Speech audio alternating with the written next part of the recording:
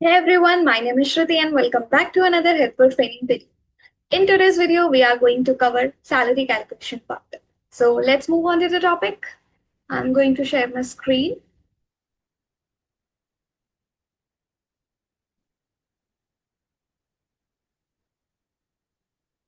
Yes.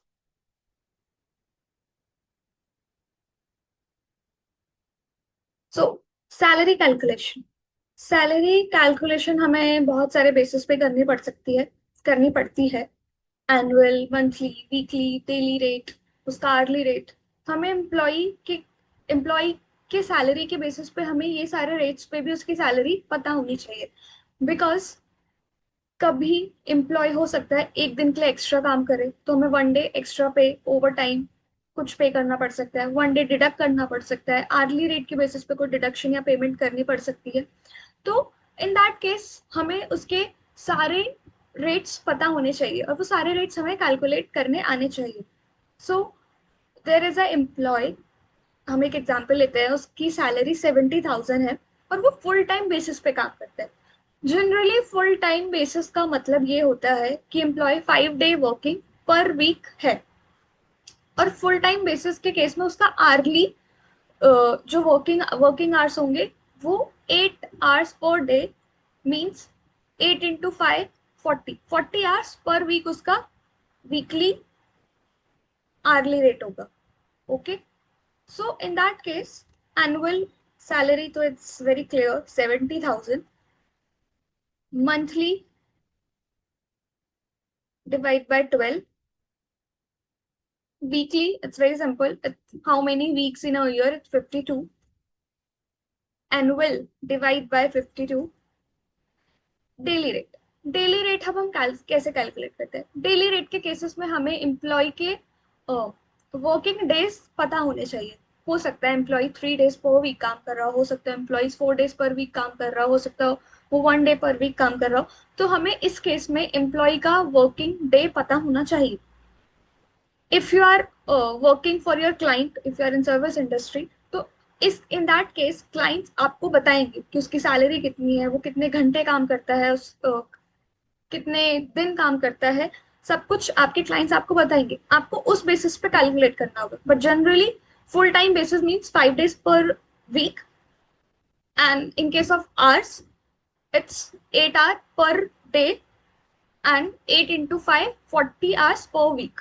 Okay, so in that case, he is working 5 days because full time working है, 5 into 52, which is 260 days he is working in a whole year. तो अब उसका daily rate कैसे निकलेगा? Annual divide bye 260, वो कितने दिन काम कर रहा है पूरे साल। Sorry sorry, annual divide bye 260, यानी 269 उसका डेली रेट होगा। करेक्ट। अभी आर्ली रेट हमें कैसे पता चलेगा? सेम, वो कितने घंटे काम करता है, 8 days, sorry 8 hours per day. But अभी हम वीकली बेसिस पे ले लेते हैं, 8 into 5, 40 hours per week, means 70 divide by 40, और 40 हमने वीकली बेसिस पे लिया है तो हम वीक्स ही लेंगे। 52, यानी आर्ली रेट उसका निकल गया 33.65। अब हमें इस एम्प्लॉय के लिए उसका एक दिन का एक्स्ट्रा पे करना होगा, तो हम पे कर पाएंगे 1 into 269.23। अगर हमें उसके कुछ घंटे यानी 2 घंटे का हमें उसका डिडक्ट करना होगा, उसने 2 घंटे के लिए काम नहीं किया होगा तो हमें उसका 2 घंटे डिडक्ट करना होगा, तो हम आर्ली रेट के बेसिस पे 2 hours डिडक्ट कर पाएंगे। 2 into 33.65, इतना हम डिडक्ट कर देंगे। सो ऐसे ही हमने एक एग्जाम्पल लिया है अभी। There is a new starter on 28th June 2025 with full salary 56,000 per annum. Employee is working 4 days at starter in July 25. Total salary for July. अभी एक एम्प्लॉय है, उसने 28 जून को कंपनी ज्वाइन कर, बट जो उसका पूरा प्रोसेस स्टार्ट हुआ वो जुलाई से स्टार्ट हुआ, यानी उसका सैलरी भी प्रोसेस होना जुलाई से स्टार्ट हुआ। तो जो जून की जो भी 28 जून से जो लेके month and, June month and तक की जो भी सैलरी बनेगी वो इस मंथ के लिए बैकडेटेड होगी। बैकडेटेड मतलब पुरानी पिछली कोई भी सैलरी प्रोसेस नहीं हो पाई एग्जिस्टिंग के लिए, या हमने कुछ एक्स्ट्रा पे कर दिया, या कोई न्यू स्टार्टर आया है, उसके वो पिछले मंथ से स्टार्टर है बट प्रोसेस हम करंट मंथ से कर रहे हैं, तो जो भी हम पिछला कुछ भी पे करते हैं या डिडक्ट करते हैं, it considered as backdated, backdated pay. Okay, तो it's very simple. For July, first we can see our salary for July. July for full salary, because July तो उसने पूरा काम किया है ना, तो जुलाई के लिए उसकी पूरी सैलरी हुई, मीन्स 56,000 डिवाइड बाय 12, मंथली निकाली है ना, तो monthly annual divide by 12, we can get a monthly salary which is 4,666.67. But for June, how many days he works in a June? हमें वो कैलेंडर में पहले चेक करना पड़ेगा उसके वर्किंग डेज के हिसाब से कितने दिन वो काम कर रहा है। 28, 28 सैटरडे है, 29 संडे, तो हम ये कंसिडर नहीं करेंगे।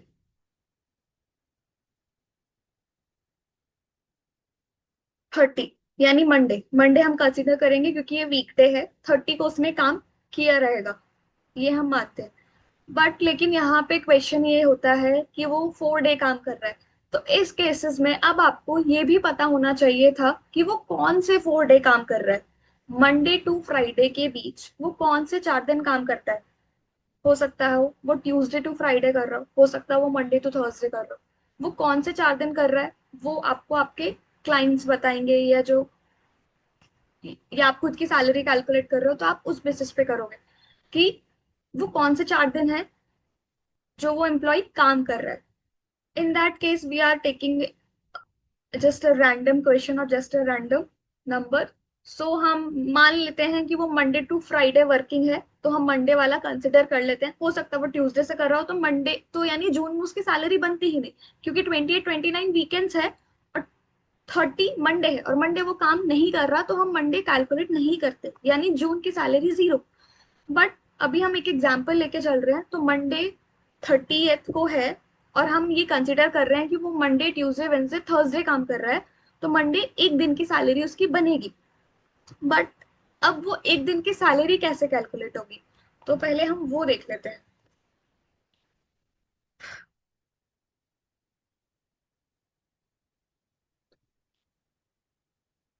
डेली रेट,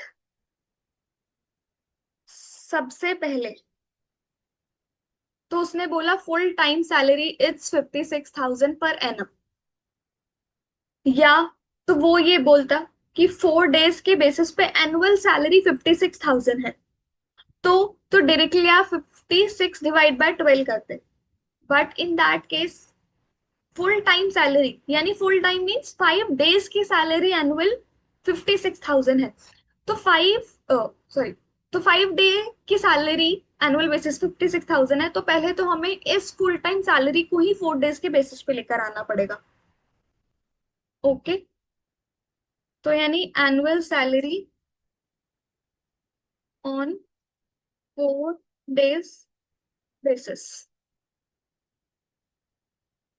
56,000, 56 इंटू 4, और ये टोटल कितने दिन की सैलरी है, कितने दिन के बेसिस पे सैलरी है, 5, 4 डिवाइड बाय 5, यानी हमें 4 डे के बेसिस पे एनुअल सैलरी मिल गई, यानी कितनी, 44,800।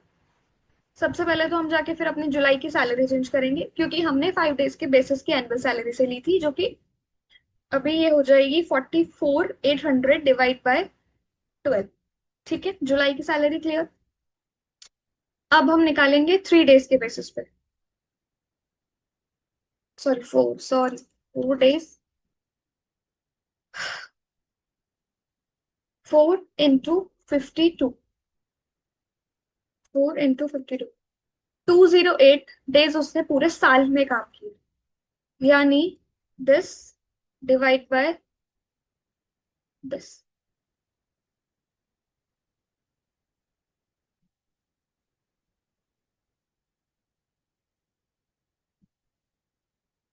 डेली रेट हमारा निकल गया। और जून के लिए हमें कितनी सैलरी देनी थी? सिर्फ एक दिन के लिए। कितने दिन की देनी थी? सिर्फ एक दिन। 1 into 215.3, यानी टोटल जुलाई सैलरी।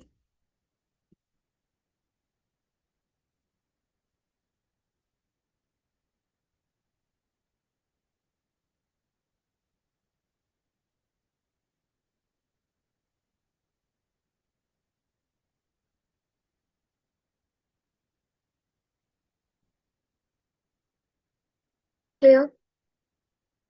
ये हमें बहुत ध्यान से देखना पड़ेगा कि उसकी full time salary, full time means it's simple 5 days working per week, 40 hours और 38 hours, max 40 hours working per week. अगर अभी हमें 4 डेज के बेसिस पे निकालना है, तो सबसे पहली बात हमें उस फुल टाइम की सैलरी को 4 डेज के बेसिस पे लाना होगा। और उस बेसिस पे हमें 4 डेज की 4 डेज के बेसिस पे एनुअल डे निकालने पड़ेंगे और फिर डिवाइड करना पड़ेगा। तो उससे हमें डेली रेट मिल जाएगा। बट अगर क्लियर होता कि 56,000 सैलरी 4 डेज के बेसिस पे है, तो हमें सैलरी को 4 डेज के बेसिस पे करने की कोई जरूरत नहीं थी। तब हम डायरेक्टली 56,000 डिवाइड बाय 12 कर देते, हमारा मंथली आ जाता। क्लियर? बट यहाँ पे फुल टाइम सैलरी थी, तो पहले हमें उसे 4 डेज के बेसिस पे करना पड़ा। देन हमें अपनी सैलरी कैलकुलेट करनी पड़ी। क्लियर? सेम अगर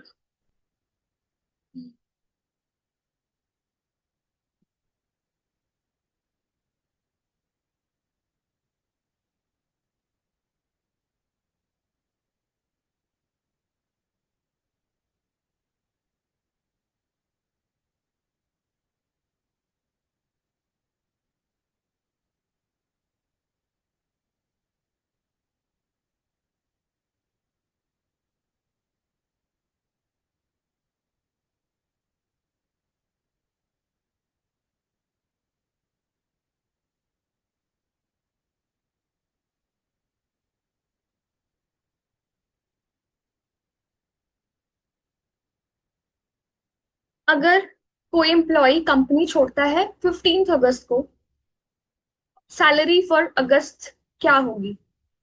और उसकी सैलरी 3 डेज के बेसिस पे है 45,000।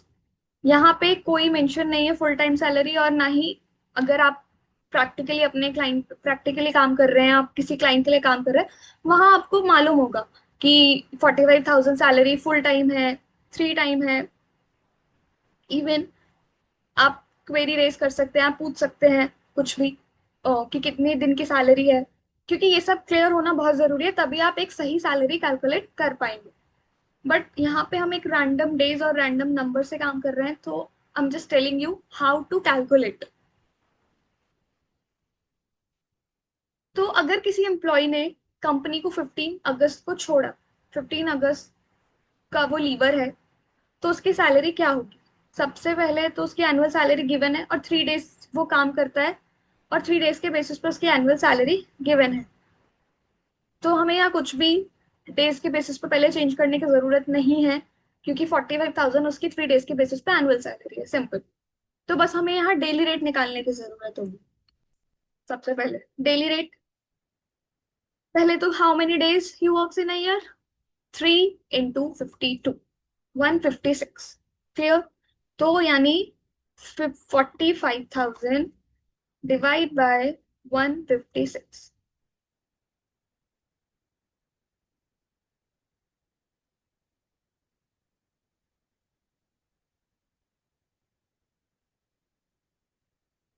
156, तो यानी अ, उसका डेली रेट हुआ 288.46। क्लियर? अब हम उसकी 15 तक की सैलरी निकालेंगे। Again the same question is 3 days, हमें तो नहीं पता वो कौन से दिन, 3 दिन काम करता है वीक के।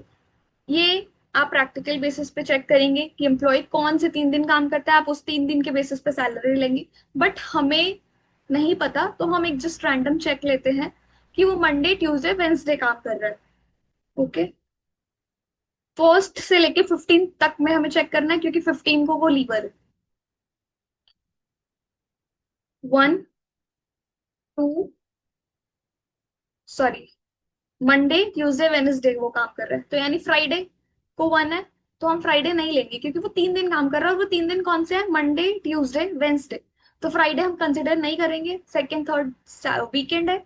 मंडे यानी 1 2 3 4 5 6, 14 15 को थर्सडे फ्राइडे, हम वो कंसिडर नहीं करेंगे। तो यानी मंडे ट्यूसडे वेनेसडे में उसके कितने दिन पड़ रहे हैं, 1 2 3 4 5 6, यानी टोटल वो सिर्फ 6 डे काम कर रहा है, उसको 6 डे की सैलरी हम देंगे उसके लीव डेट तक। तो यानी अगस्त की सैलरी बनी 6 इंटू डेली रेट। यानी आप उस एम्प्लॉय ने जो कंपनी छोड़ी 15 को, उसकी सैलरी 1730.77 उसकी अगस्त की सैलरी, और आप ये देंगे। Clear? So hope this video finds you well, and this is all the things I have to tell you in the salary calculation part. Hope you like this video. So please share, comment, and subscribe the channel. Also, if you have any doubt, please put in the comment section. I'll definitely reply to you all, and will come soon with the next video. Till the time, thank you. Bye bye.